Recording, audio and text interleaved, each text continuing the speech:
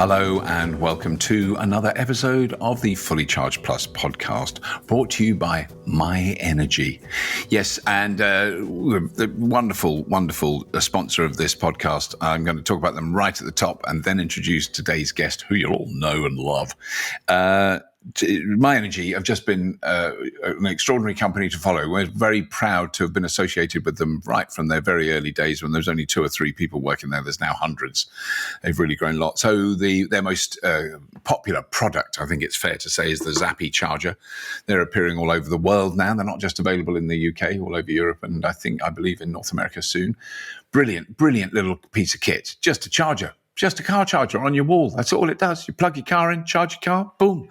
But what they have done is just make it a little bit more sophisticated while keeping it super simple. So if you've got solar panels, which a lot of people with electric cars either have already or want, and you've got a Zappi charger, then those two things just work together beautifully. You can take all that beautiful sun-based electron goodness, put it through some wires, shove it into your car.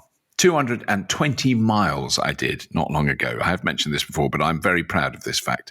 In one day, 220 miles, I generated 70 kilowatts of solar that day. It was an exceptionally sunny day. As soon as everything, I didn't put 70 kilowatts in the car, but I probably put 60 into the car. Absolutely amazing amount of energy that went into the car, which meant that I could drive for 200 miles without cost. How do you measure that? Obviously, depreciation of the car, wear and tear, the cost of the solar panels, the cost of the car lease, the cost of the inverter, and the labor cost to install it, all those things. You take all those things into account. They've kind of been covered already by the way that I use the car anyway, and I use the house anyway, and it generates all the power we use in the house. And we haven't used any power from the grid now for 26 days. 26 days non-stop, not one electron, i.e. not one penny going out of our pockets to pay for electricity. Now that we are in the summer in the UK, not arguing about that. It does not do that in the winter, but we only pay 5 pence a kilowatt hour, very, very low cost. So that's about 6 cents, 6 euro cents, or 6 or 7 euro cents, or dollar cents. It's cheap. Our electricity. Now that I think will go up. I've got that tariff locked in until September. I think it will go up this winter, but it's only got up to like 7 pence. It's still very, very low. And that's because we've got batteries and we've got an Eddy. So that's the other thing that My Energy do. So the Eddy lives in our cupboard, sorts out all our electricity. He's basically there. I like to think of him as a little fella. He's behind a desk. He's got a pile of a big inbox. There's all these electron certificates, and he sorts out where they go. So some go into the hot water, some go into the thermal storage system, our new central heating system. Some go to the electric cooker, some go to the lights, some go to the computers and the TV, the routers, all the other electrical peripheral gubbins that we've got. Some goes to the car, and the Eddy just knows how to do that. I don't even know what he does. He doesn't talk much. He doesn't communicate much, doesn't need a lot of emotional support. He seems to be quite independent, Eddy. So the Eddy is another product which you can find much more information, slightly more technical information about these products on the My Energy page, myenergi.com, myenergy.com.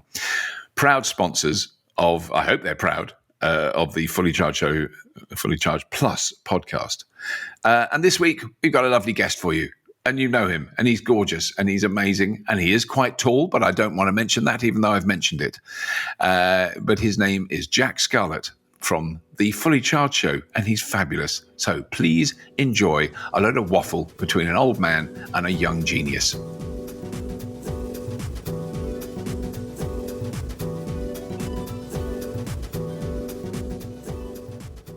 So, Jack, this is I haven't seen you for such a long time because you've been all over the shippity shop, seeing all sorts of really amazing things. I see the results of it when I watch this show called The Fully Charged Show. It's really good.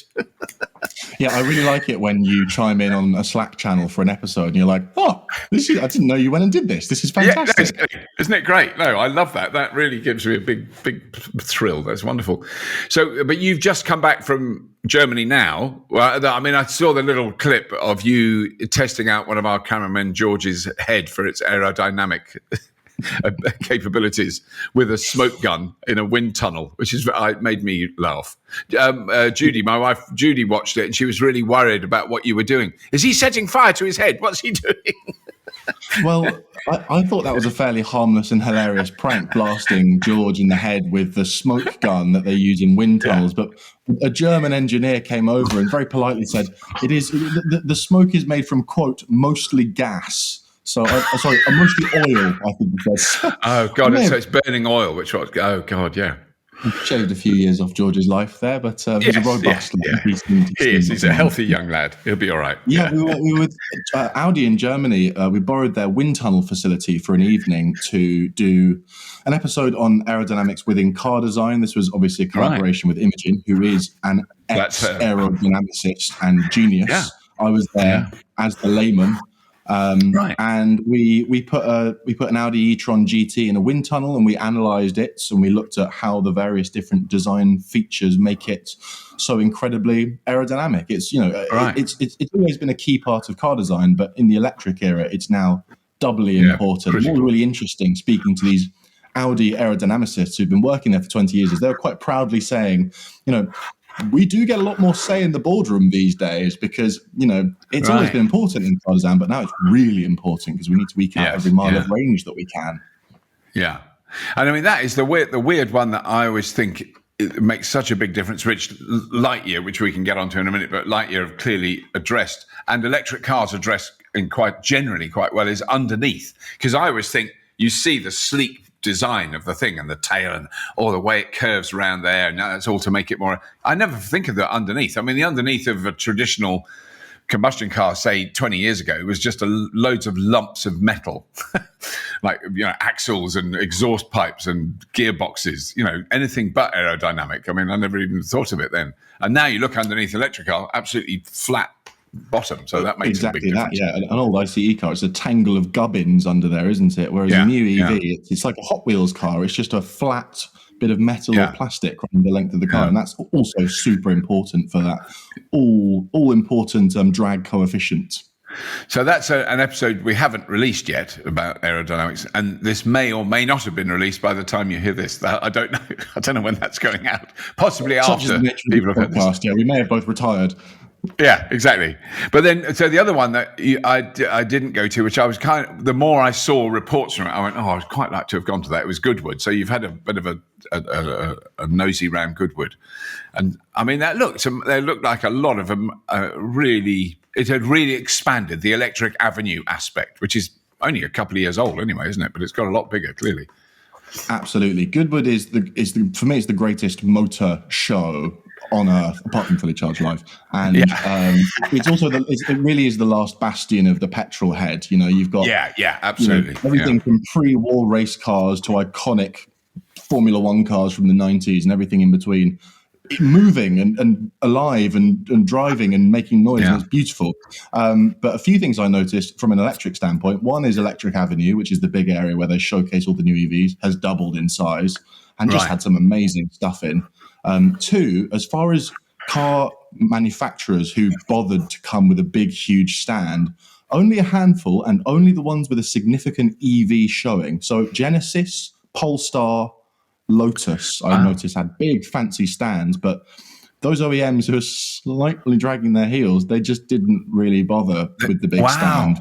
Wow. Because, I mean, in the times I've been in the past, the biggest stands were sort of Toyota, Jaguar, Nissan, maybe, but they built like large shopping mall scale, huge installations they built in a field. That's shocking. That's a big change. Wow.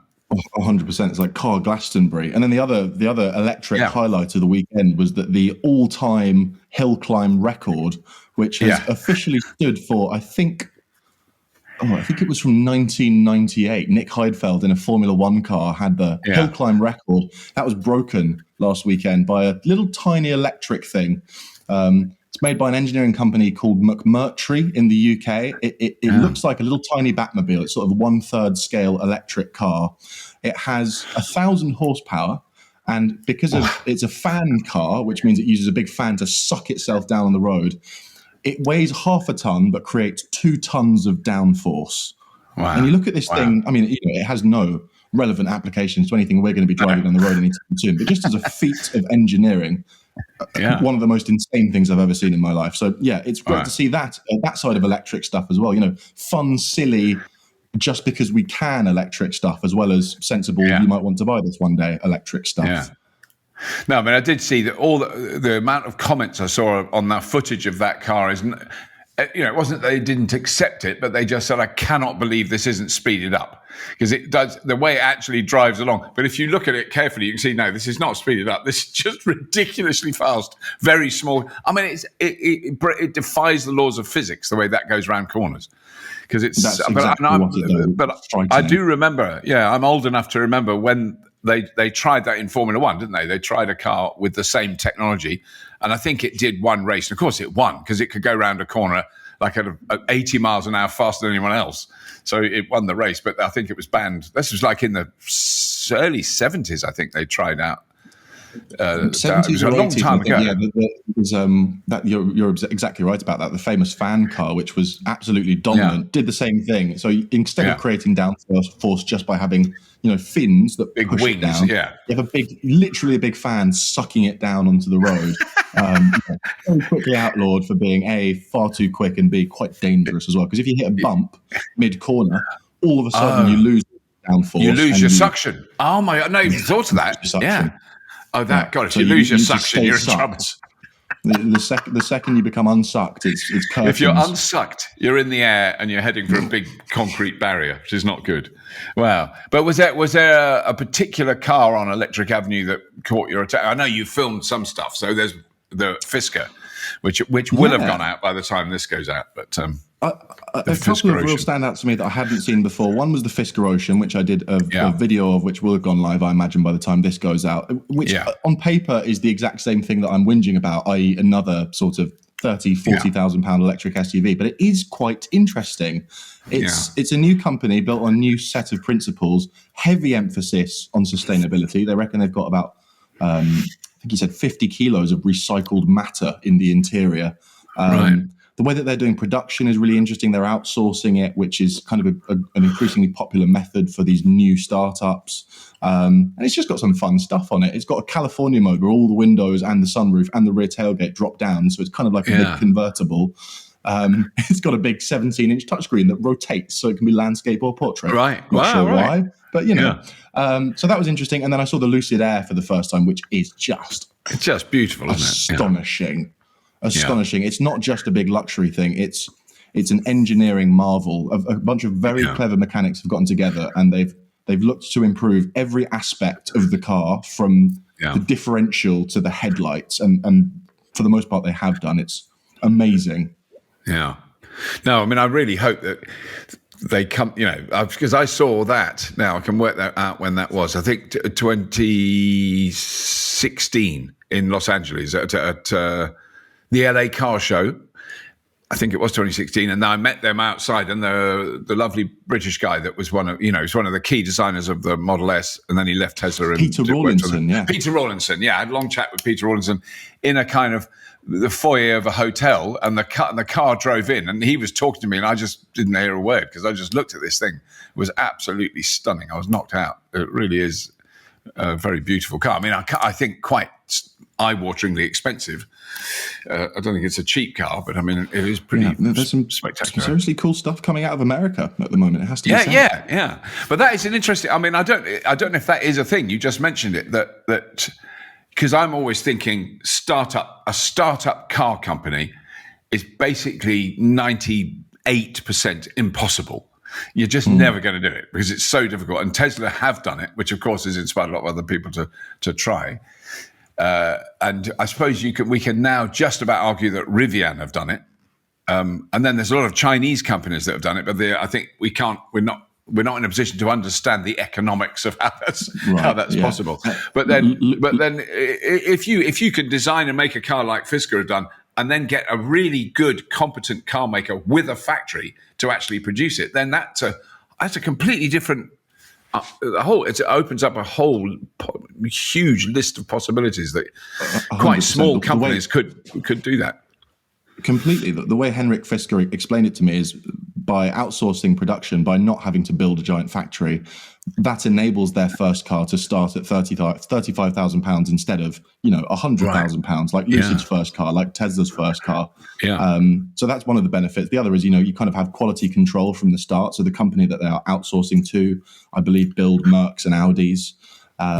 But you're so right. Who in their right mind would start a new car company? Like the amount of cost that you have to sink into that as a business before you make any money whatsoever. You've got to kind of develop prototypes and show them to the world, and then build the finished one, and then make a factory, and then build lots more, and then people might start buying them. It's the craziest business model in the entire world.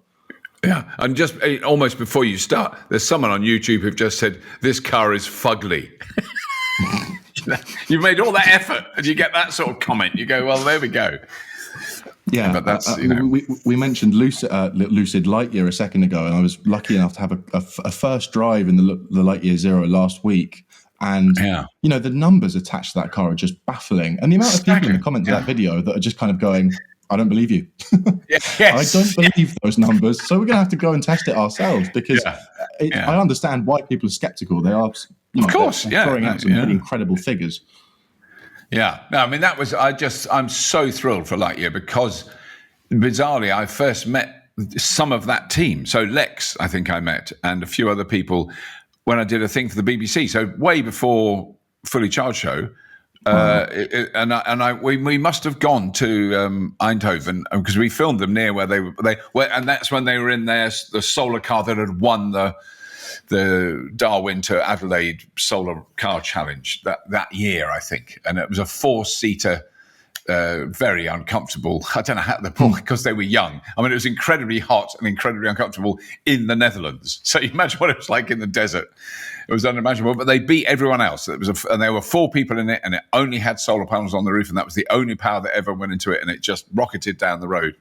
It was extraordinary. And so they've gone on then to make, I remember, it's one of the episodes on the Fully Charged Show, that when they first made the Lightyear move, and then I went and did loads of stuff with them in their factory, and now they've actually started to produce, presumably within the next year, there's going to be people who own Lightyears. I mean, they're going to be quite rich people. I think we can say that, because it's anything but a cheap car. But it's amazing they've got to this stage after what we've just said, after the immense barriers of how do you manufacture cars. I mean, I presume they're going to kind of hand build these up to a level. Yeah, you're right. It's nothing short of staggering what they've done to even get to this point. And they do now need to convince roughly 900 very wealthy people to buy their very expensive car in order to fund the next stage, which is to start building smaller, cheaper ones. Production that's the crunch point, right? How many companies do we know that do this wonderful job of selling this beautiful idea or product to the world, and then everyone goes, right, I'll buy one, and then it comes to crunch time and they have to start building them, and it all goes a bit quiet. I have high hopes for Lightyear, I really do. They seem ever so legitimate.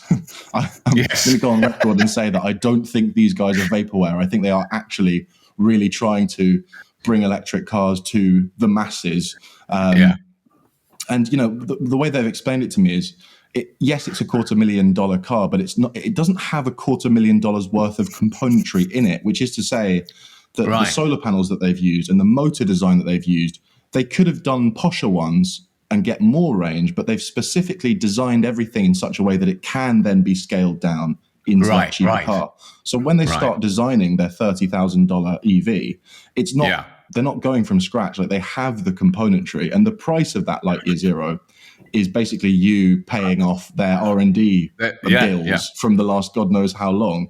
So to that end, you would have to be a bit mad to buy one. But what you're really doing is investing in the future of a really incredible company. And I think that's how Lex explained it to me last week.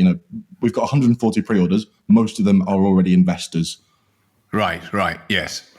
Because it is the sort of efficiencies that you can achieve, with it. And that's not a small car. I mean, I've only ever been in. I've had a ride in it, sitting in the back. And sitting in the front. No, I did sit in the front as well. But it's quite a really roomy car inside. It's not a little petite hatchback, is it? It's a big sort of, you could call it a luxury sedan. Although it was a fairly harsh ride, I seem to remember but that was a prototype. This has probably been improved a great deal since the one you drove. But I mean, those efficiencies are remarkable, because the other one that you've seen, which I haven't seen yet, is the Mercedes, I'm going to say it, don't remind me, EQXX. Beautiful. Boom. Bobby remembers the name of a car. Major result. But that one is, am I right in thinking that's why they've gone for maximum efficiency, Mercedes, on that one, rather than sort of top speed or acceleration and all that sort of stuff? Yes, it's the same sort of idea system. It's a slightly more Merc approach in that they've also made it quite pretty and quite fast, actually. Yeah. So that is a kind of, if the Lightyear is a kind of study in efficiency with a mind to then building a smaller, cheap car, the EQXX is a study in efficiency with the gloves off. So, money, not an object, the highest end components, the most range that we can get. It's actually considerably more efficient than the Lightyear. It's freakish how much. Oh, it's more efficient than the Lightyear. I didn't realize that. Yes, oh my God. It is. Wow. I wish I could remember the figure that we had from that day off the top of my head, but it was staggering how little juice that car uses. Right. And the other interesting thing about that EQXX is it's got a 100 kilowatt hour battery, which you would think in an efficiency car, the whole point is you shrink the battery size down. Yeah. That seems gratuitous, but I asked Mercedes about this and they said, well, it's not just a study in efficiency. We're also looking into how to make big batteries smaller and lighter. So that's, we're also doing that with this car. And that 100 kilowatt hour battery is small and slim enough to fit into sort of Mercedes A-Class footprint. Right. So they're testing a bunch of stuff with that car. They'll never build it for production, but I really hope that we see a lot of that thinking implemented. Yeah, yeah. Because it's certainly a thing, and I don't know. It's something you and I have talked about, and we've mentioned a lot on the show. Is the kind of endless, it seems like an endless stream of fairly big, fairly extremely heavy, big chunky SUV type electric vehicles with massive batteries that actually, when we've driven them, you go, well, look how far that's gone on a kilowatt hour. Not a great deal. Although there was a lot of comments, and we must remember to do this, because I grew up with miles and gallons and pounds and stone. You should have grown up surely you grew up with decimals, with kilograms, and I don't know. But there's a load of people saying, oh, can you please stop doing MPG, or miles to the kilowatt hour, which really helps me. But because I hate kilowatt hours to the 100 kilometers. Oh, I don't know. I know. So I like miles per kilowatt hour, but people seem to prefer watt hours per 100 miles or 100 kilometers. Yeah. Incidentally, since driving that Lightyear, I'm so much more aware of efficiency. I feel like I've been overlooking it in my car reviews in the past because the brands don't talk about it when they present the car to you. Yeah, they might tell you the range. Efficiency. Yeah. Exactly. Yeah. I'll be scrutinizing efficiency a lot more closely. And case in point, my Polestar, rubbish. 3 miles to the kilowatt hour, which, if you prefer, is, I think, 33 miles per 100. I don't know. It's 3 miles per kilowatt hour. It's not very efficient. Right. And that really bugs me now. Yeah. Oh, I'm shocked at that. Well, and I don't want to go on about them. Well, we always do. We need to. At this time of year, I'm knocking on the door of 5 miles to the kilowatt hour in the Tesla. Which is just so impressive. 3.5 to 4 in the winter, but it is 4.5 to 5 now. If I was set out with that in mind, I always forget. So I fang it up the hill, which of course absolutely. But if I drive carefully, then I'm like 4.8 miles to the kilowatt hour is quite easily achievable with that, and going at the speed limit. Not crawling along behind a truck like I used to in my Nissan Leaf just to get that extra 100 kilometers. 100 meters. What am I saying? 100 kilometers. I can do another 100 meters. That was how range was measured in old Leafs. Almost 5 miles per kilowatt hour is unbelievable. Whatever anyone has to say about Tesla, the quality of their EV hardware, the really complex fiddly bits, they're just so good at it. Yeah. But there's been someone on, because that's been in our sort of news feed with the Lightyear episode and everything like that. There's been quite a lot of comments from people with the original Ioniq, I don't even know. It's just called the Hyundai Ioniq, wasn't it? It didn't have a number. I don't think that original one, because I remember test driving that and being aware of it. You know, it wasn't that again. It wasn't something that I had focused on before. I went, my God, this thing just goes on and on. It's just not. You know, that was the first one I remember driving that had the paddles like the Kona has, so you could adjust the regen. And I went down a big mountain in Wales and really noted. I went, gosh, this car now will go, 7 kilometers further than when I was at the top of the hill. That's amazing. Yeah. It added the range to it. But those people are claiming 6.5 miles to the kilowatt hour.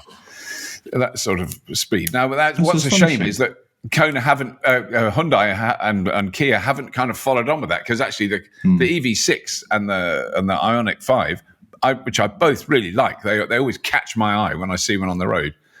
They're big tanks. They're not little slippery cars. They look like big chunky electron chompers. They do, yeah. That original Hyundai Ioniq sort of passed me by, because I wasn't really doing car review stuff when that car came out. It was a little bit before my time, but we're going to do a sort of roundup of the best used EV bargains on the channel quite soon. I think that will have to feature. Oh God, yeah. What do you think of the Ioniq 6, by the way? Have you seen that? The which one? Sorry, I missed that. The new one that just got unveiled this week, the Ioniq 6. Yeah. It's kind of like a big saloon. It's very nice looking car. No, I did like that very much, and I had to explain to someone on Twitter, because they said, "Oh, why haven't you done weren't you invited or something to see the Ioniq 6?" And I said, "Well, yeah, that's the trouble. We both were invited, but we were busy." And I was a bit embarrassed. I didn't tell them why we were busy. I just felt too ashamed. That we couldn't make it to that reveal, which was a great shame. We are but two men, and we do have quite busy schedules. I mean, I've been looking forward to that car for so long. I was furious that I was busy that week, but I was on holiday in Sardinia, I'll be honest with you, Robert. Yeah. No, and that's fair enough. Yeah, I think you deserve that. You can't. Yes, yeah. I can't remember what I was doing, but I know I couldn't get out of it. It was a job unrelated to Fully Charged, so I know I couldn't adjust things. It was very frustrating. But we'll test drive that one soon. But it does look gorgeous. I mean, the ones because I was thinking, God, if I really had a bottomless pit of money, I would be very tempted to get the Mercedes. I'm going to say EQS, the saloon car one. What's the because that's the big saloon, the one that I chauffeured you in. Yes, because that's just such a gorgeous car, and that's like one of the because you've got that ability to understand what all that stuff means and the history of it and what it's all about. I don't have that. I've got the aesthetic sense of a slug. But that one stayed with me when I only drove that. I drove that car for maybe 2 hours. Then I had a ride in the back with you for 7 minutes. And it's always taken me. That is, and I have this sort of dream of I'm driving through Switzerland to Italy, and I'm so comfortable in this fabulous car. It has amazing range and is just gorgeous.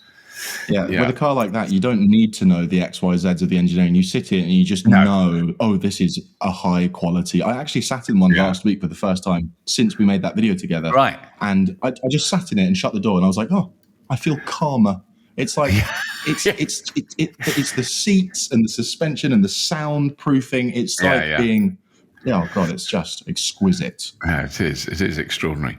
That and that is also that thing which I was talking about this morning. Because I'm doing what's lovely. I'm on a panel next week at a conference, but I'm on the panel. I'm not chairing it. You and I have to chair all these panels. It's lovely being on when you're on a panel. So much easier. But we were talking about what a car says about you. The guy asked me, are you bothered by the fashion side of cars and what cars say? And I've always had that problem. I've always thought, when I had a R32 Golf and I'd stop at the motorway services and I'd get out, I didn't think, people think I'm cool because I'm getting out of an R32. People think I'm an absolute tosser because I've got this dreadful car with silly exhaust pipes. I mean, we're going back 20 years nearly.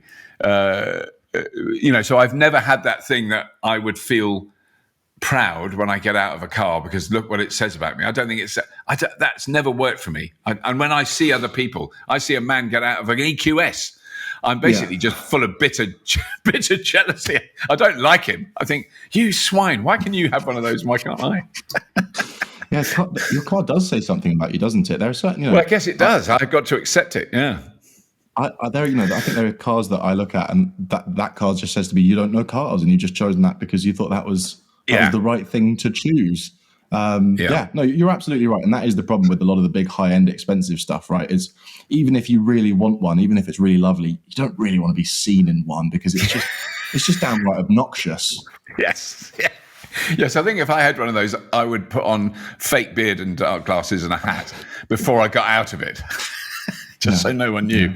But then, here's what we went on to then, because I think it is interesting. So if we move into a world where, we're never going to be in a world where no one has private cars, but if we move into a world where a lot of people are very happy using a really good car sharing scheme, with a wide range of cars that are easily available, that are in your neighborhood, that are electric, that have somewhere to park and charge, the stuff that I saw in Utrecht, that kind of scheme, is that still going to happen? I mean, then I thought, well, maybe it will. Maybe I would be, if I lived in Utrecht, I go, well, I could just get the Renault Zoe to go up the shops, but actually there is a Tesla Model X, or there is an EQS, or there is I'll get that one, even though I don't need it. I'm buying literally a litre of milk and some eggs. Well, I think this is a kind of overlooked, potentially exciting upside of a car sharing future. Audi released these crazy electric concepts a few years ago.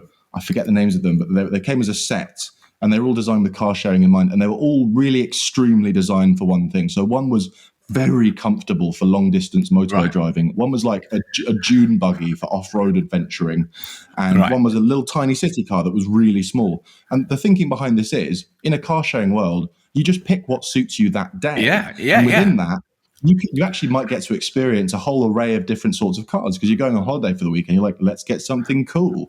You're going into the countryside for the weekend. You go, let's get something with giant off-road tires and big suspension and have some fun. So actually, car sharing future may allow us to experience a wider variety of weird and wacky electric vehicle. Yeah. Yes, it is. I mean, and the other debate that's sort of brewed up recently, and I've had it, a few assaults on Twitter, which is nothing new or spectacular or worth mentioning. But it was about it. But it's very much. It's not about your fancy electric cars. What about the batteries that come from all? And you're going to have to throw them away. All those old arguments, they've gone. It's restricting our freedom. We're going to be tracked by our governments because electric cars track. Wait, you go. Oh, okay, yeah. Well, so do all cars now. So that doesn't quite work. And the big brother will be watching you in your car all the time, and you can't do anything, and you've got no freedom. And that's what electric cars are going to do. And that's kind of a whole new. I'm going, really? Is that? When I think of, like, I went to the Tesla Owners Club recently, and they didn't strike me as a bunch of sort of kowtowed, big brother crushed slaves. They struck me as a group of extremely wealthy individuals, I think, who relish their freedom. I don't know. It's a peculiar new twist. No, too much. I think it's about that myself. Incidentally, people that write you those messages send them on their iPhones, which are tracking their every move and inputs legally. So I think people with a little bit silly opinions need to. And they're also if they're using their smartphones, they're also full of cobalt and nickel and copper and silver. A lot of very. Anyway, but we've been there before. What have you been shooting lately, incidentally? Rude of me not to ask. Yes, I know. Well, I haven't. I can't even remember. I did shoot. I've been shooting lots of sort of normal things, like car charging schemes. So we do fully charged plus. So I haven't done anything. What have I? I bet I've done something really exciting, and I've forgotten what it was. That Musashi, that little 3-wheel thing? That was cute, wasn't it? I love that. No, thank you for reminding me of that. That was. I just loved that. I thought that's a really good example of sides of changing to electric ground transport that I never saw. So that isn't a car. The guy who set that company up never made a car before, didn't want to make cars, not interested, but he's logistics. So he's a massive global logistics company based in Turkey. So big ships, big containers, trucks, but then last mile delivery vans in busy inner city areas. That's his business and has been for the last 20, 30 years. And he really knows that business. And he went, well, these are rubbish, these vans. Why have we got these bloody great big vans? They're stupid. We need a little one. Okay, I'll go and find a look. And he couldn't find one. And he went somewhere else. And he went to China. And he went everywhere looking for a delivery one. He went, oh, God, I'll make it then. So that's what he's done. He's made this fantastic little machine he didn't do it. He's got engineers that built it. But the fact that it's 3 wheels, I kind of wish I'd worn a blindfold, been led up to it, got in it, took the blindfold off, drove it. Because you cannot tell that it's a 3-wheeled vehicle when you're in it. This is so weird. I kind of could sense the 2 front wheels when I was steering it around the corner until you really hammer it. So it only does 35 miles an hour. But if you do a very sharp right-angled right turn at 35 miles an hour, you do lose a bit of traction on the inside rear wheel. But, what I really like about the thing is it's so cute. It looks like a Honda-E as a toddler. Yes, it's a baby Honda. But the visibility, the ingress and egress, I had to learn that, really good. You can get it, which is kind of what you need. You sort of think, well, if I've got to get in and out of this 35 times this morning, I don't want to be grunting. And an old bloke like me, I could get in and out of it so easy. I didn't bang my head, didn't bash my knee, really simple. They've got all that down to a T. Really simple design. It's not flash, but really comfy. It has the range that it needs. And the other thing that was very obvious was when you stand at the back, you can reach in and get, you can reach the whole box that stuff's in. So it's for small packet delivery, literally last mile. It's your Amazon deliveries coming to your house. That's what it's built for. Absolutely perfect for it.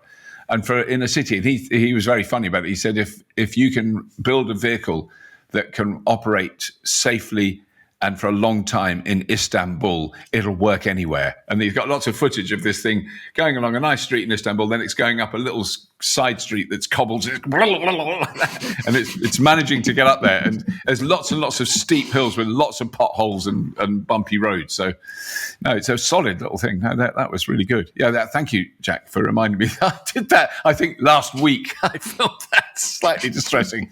I couldn't quite remember.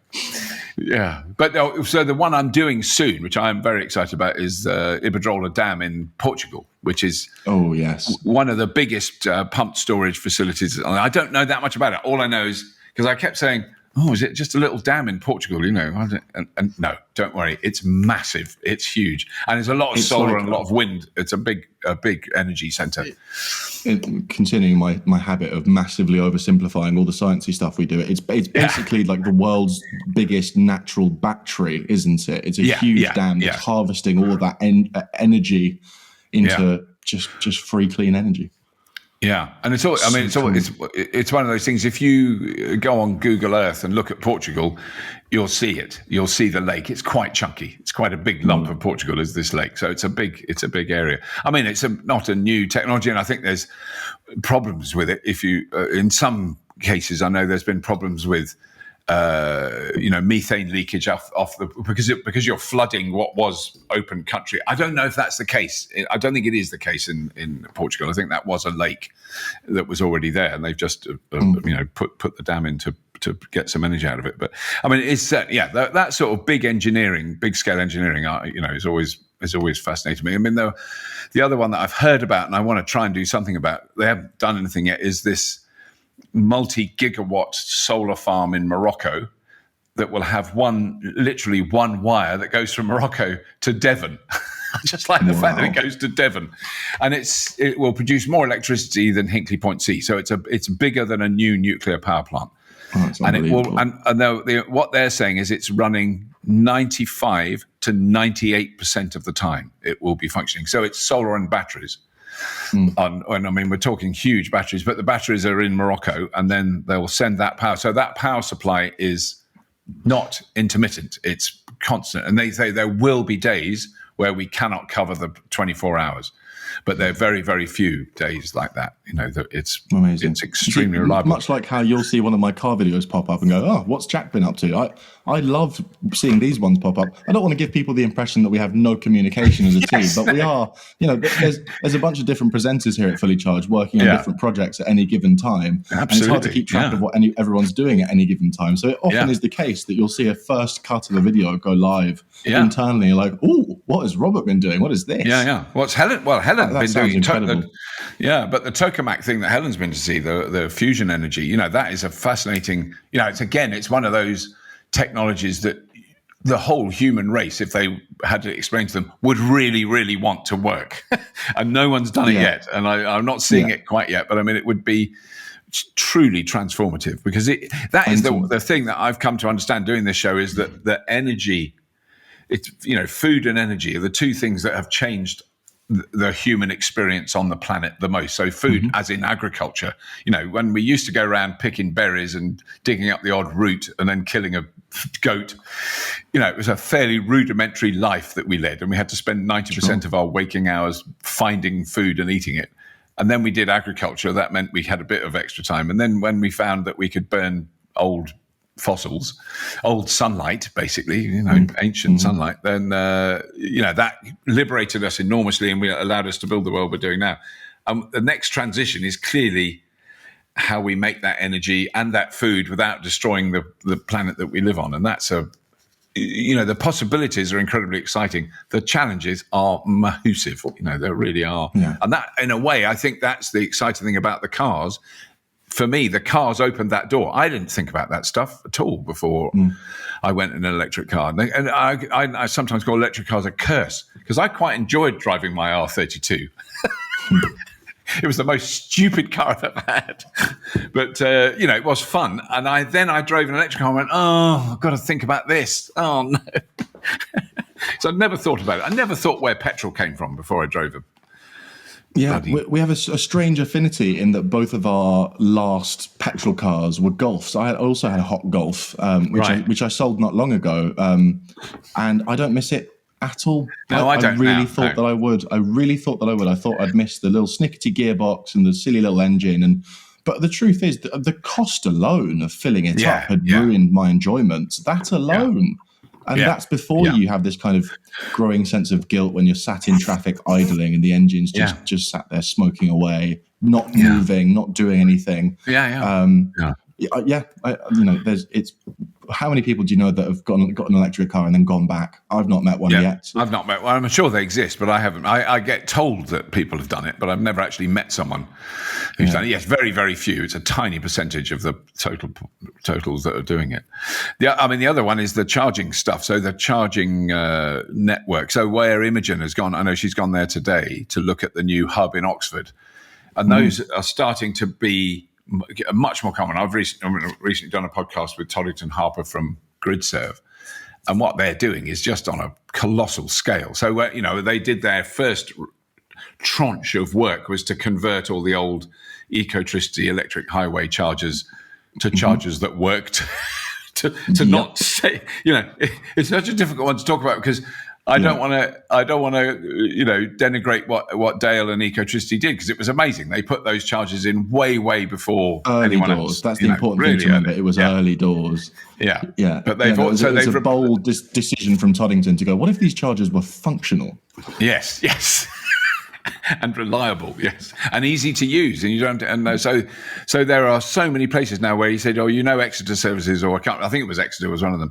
I said, I've been there. I used they had 2 chargers there. There's 14 now, and there's 28 here, and there's 17 here, and there's 18 there. Amazing. They're not putting in 1 or 2. They're putting in a big row of them.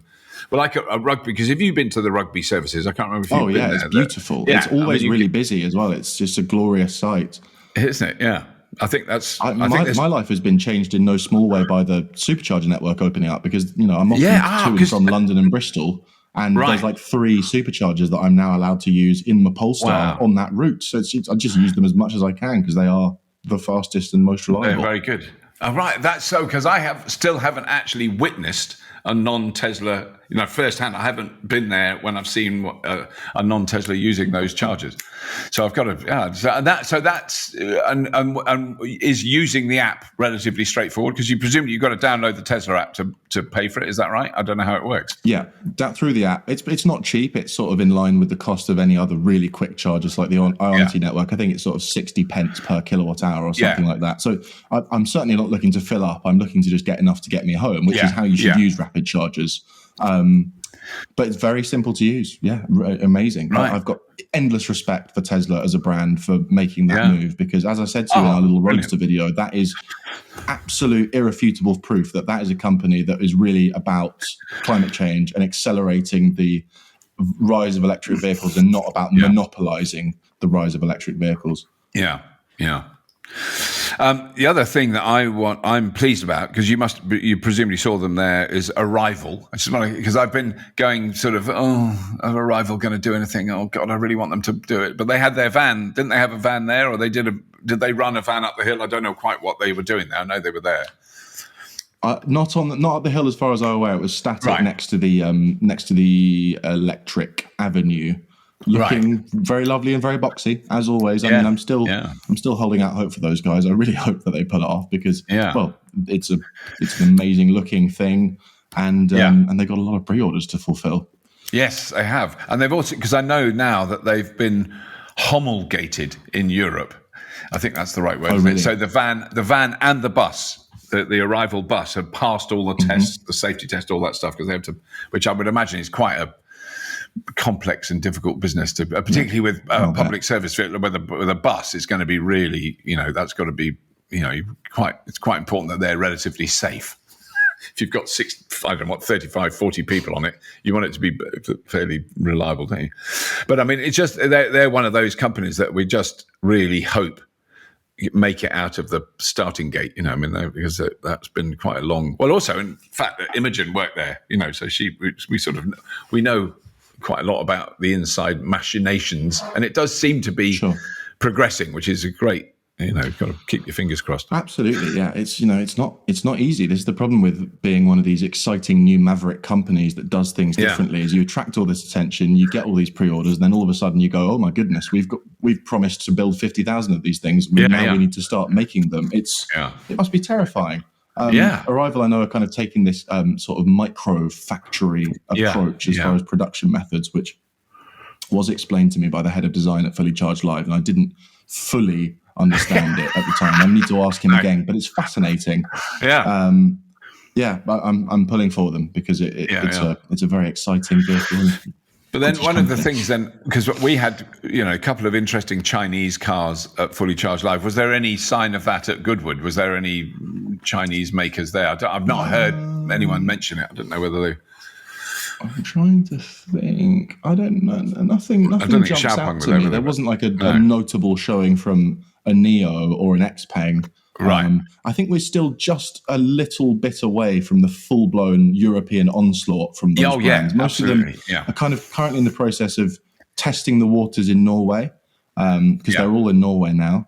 And I think by and large, they like the waters. The waters are pleasing to them, and they're having plenty of success. And I think within the next 6 to 12 months, they're going to kind of really tackle a bigger chunk of the European market. So I would not be at all surprised to see a substantial Xpeng, for example, presence at Goodwood next year. No, I think they might be, mightn't they? It's because, you were in Norway. I'd forgotten about Norway, because you were in Norway not that long ago. Because that episode's gone out now, but it was very interesting.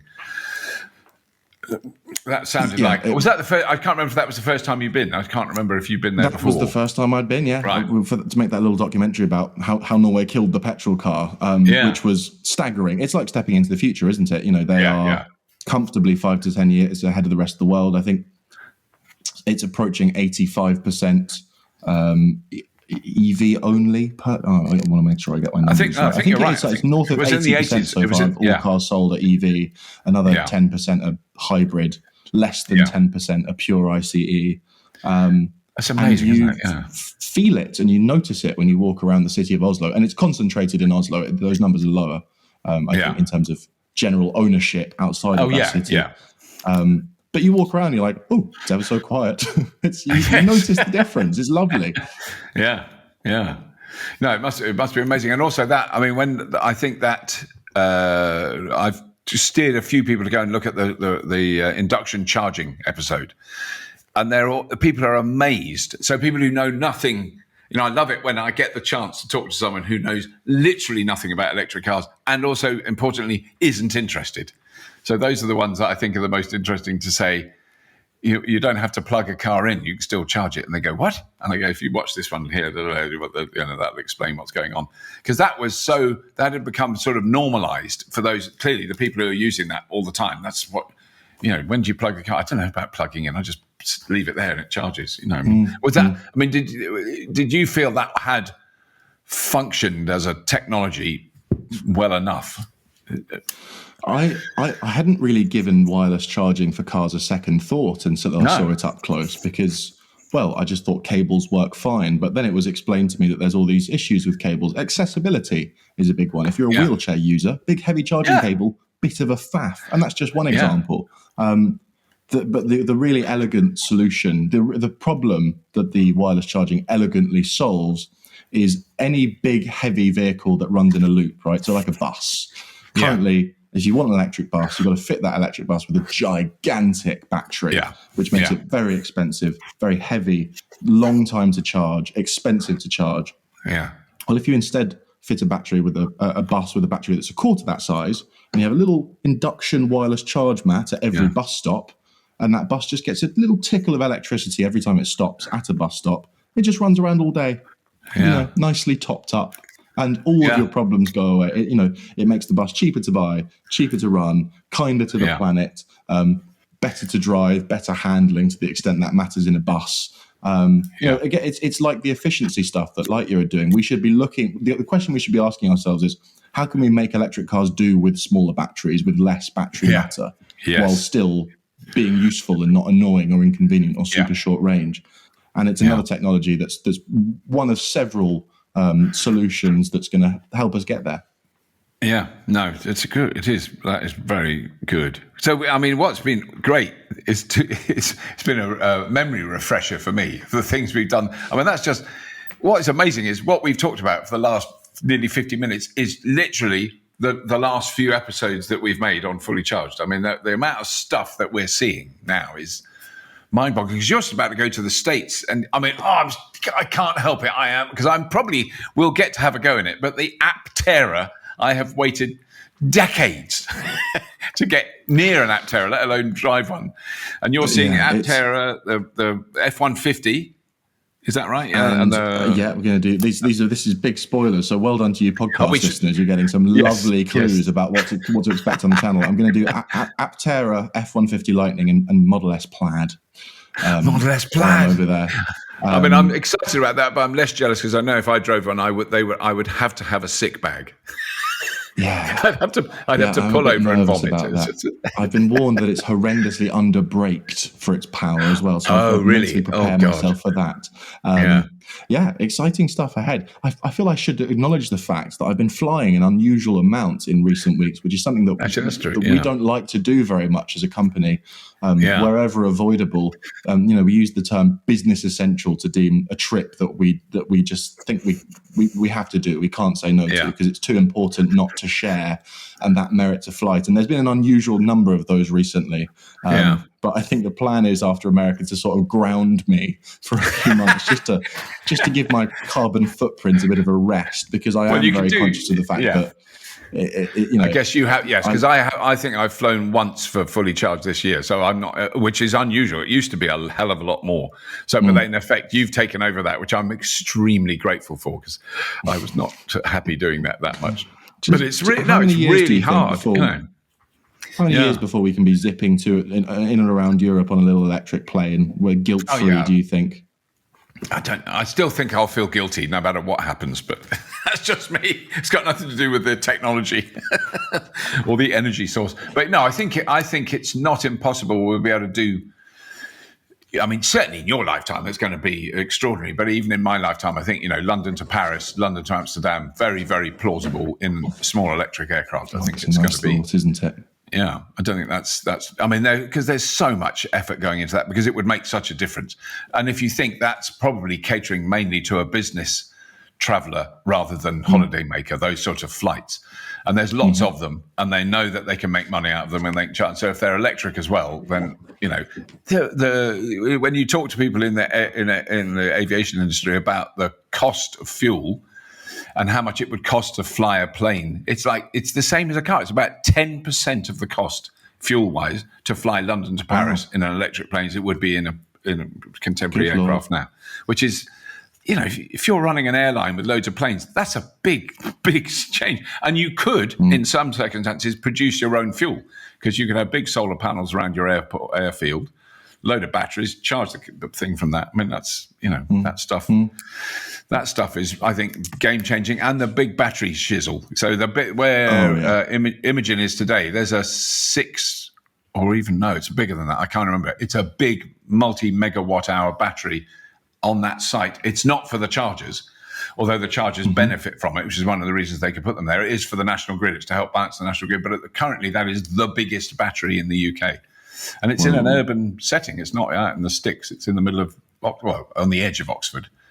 So that's a typical battery nerd that I am, I was going, they got these new chargers at the supercharging hub. We're going, but I want to see the batteries. And the batteries are battery. But there's just a load of grey metal. It's nothing to see, really. That's the kind of the rate of innovation is dictated by the rate of advancement of battery tech, right? Like electric planes will become a thing when we get good enough at batteries that we can make them small and light and dense enough that they can power planes. Like that is the kind of it's one of the bottlenecks that's kind of deciding how fast this technology advances. But it is a key one, isn't it? I always like to say that we're going to look back on this era where electric cars are dragging around 600 kilos of battery matter, like we look at mobile phones from the early 90s that like you had suitcase wheels.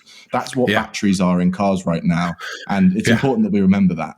Yes, when you had, because that's the thing I'd forgotten, even though I would have been aware of it when they were first out, is that you had 10 minutes talk time. If you charged your phone, your massive phone overnight on a big plug that went in the bottom of it, and you left it, and it had a really cool blue light that was on when it was charging. I do remember that. So my friend Michael had a mobile phone.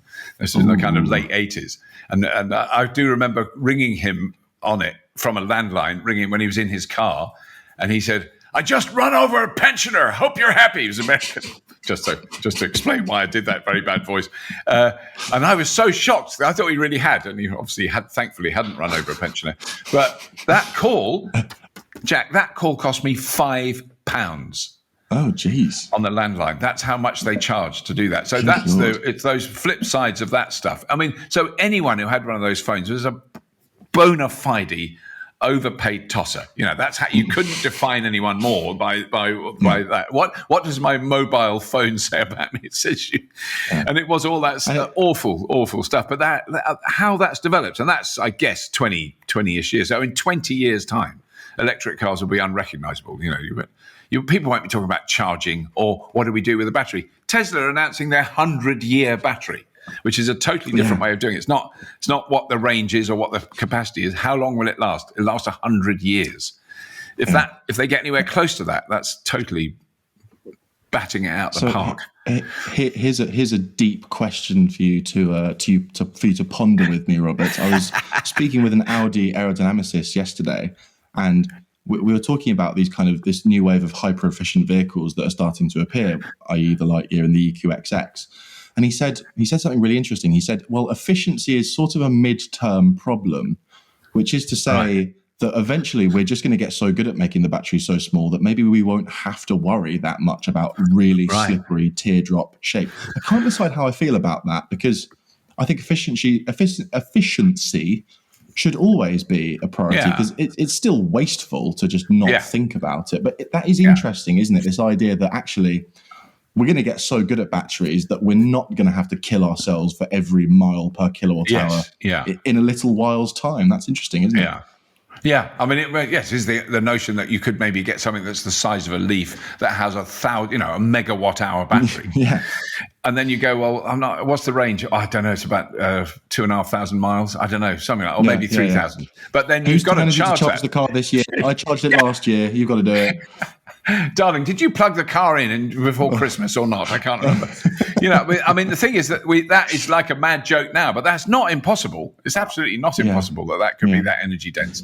And that would be, but then you go, well, what's the point? But then if it's light, if it isn't a massive 7-ton battery, if it's a really small battery, the same size as is in a Nissan Leaf today, and it's got 1 megawatt hour, you would never fill it. You just plug it in every few months for a couple of hours.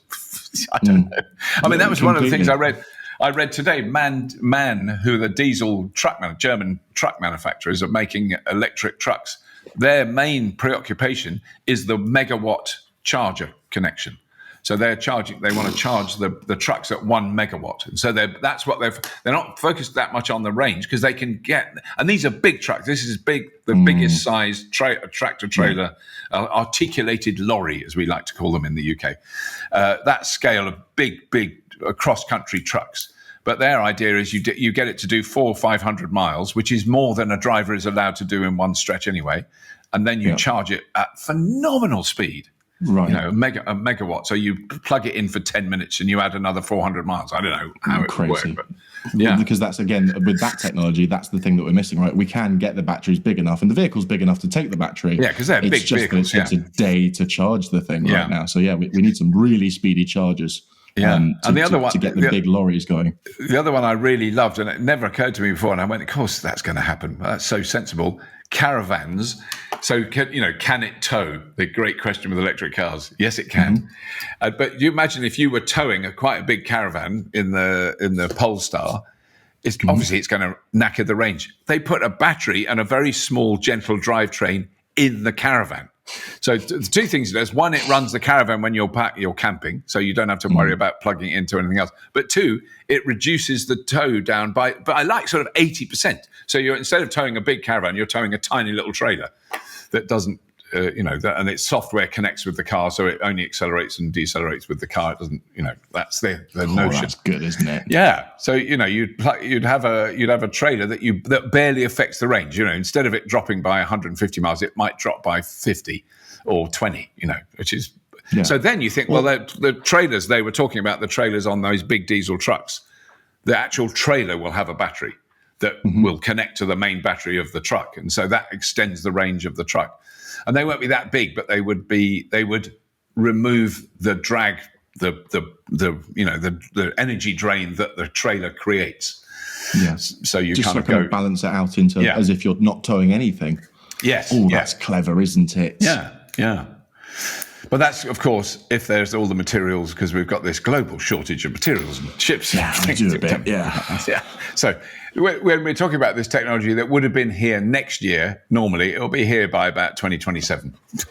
I know. Yeah, it's frustrating, isn't it? I just want it all now. It's so can we have it now? They kind of promised all these things and having to wait for them to be able to accumulate the materials to build them. Yeah, and it affects so many things. I mean, Toddington Harper GridServe was saying yesterday we could put in twice as many chargers now if we could get the chargers. They can't get the parts that the chargers use, so it is affecting everything. We should shut up, Jack, because we could talk for years. There's so many other things going on, but it's very exciting. I know. Always nice to catch up. No, it's really good, and I'm sure we'll be in the real world together soon. It would be nice. I can't even think what we're doing next, but something will happen. Something will come up. Oh yeah, something always happens. But really good to see you. Keep at it. Have fun in America, you swine. Very jealous, Bobby. It was lovely talking to you. I'll speak to you soon. Really good. All right, take care, matey.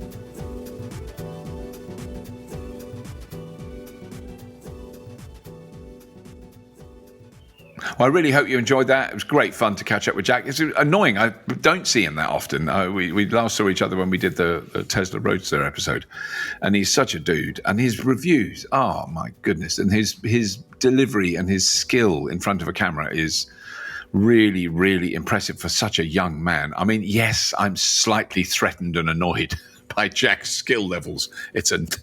But he is lovely. He's a lovely fella, really nice man. Really, really proud to have any connection with him at all. He's such a dude. That's it. I will shut up. There's going to be a few things that we'll put links to in the show notes of this episode. So please do, what I really would love you to do, because I'm sure that you've already subscribed, and it's annoying being told to do that, but tell some other people to subscribe.